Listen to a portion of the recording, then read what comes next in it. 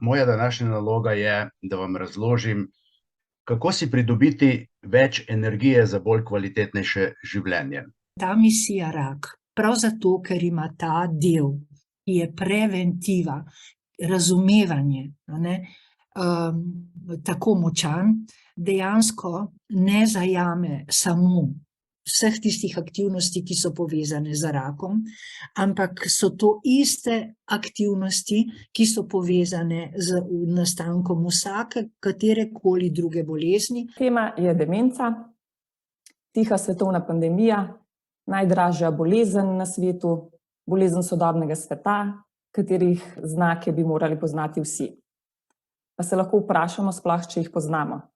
Če vemo, kaj lahko kot skupnost storimo za osebe, ki živijo z demenco. Če veste, duševne motnje so zelo pogoste, med približno tretjino bremena bolezni zavzamejo in depresija kot ena izmed, ali pa kot gotovo ena izmed najpogostejših, poleg anksioznosti, duševnih motenj, prizadene približno 9% moških in 17% žensk. Četrta stvar, ki so mi jo ta brskanja po zgodovini prehrane po starih ljudstvih prinesla, je pa, da sta dve živili tisti, ki sta danes največji problem, ki povzročata vnetja.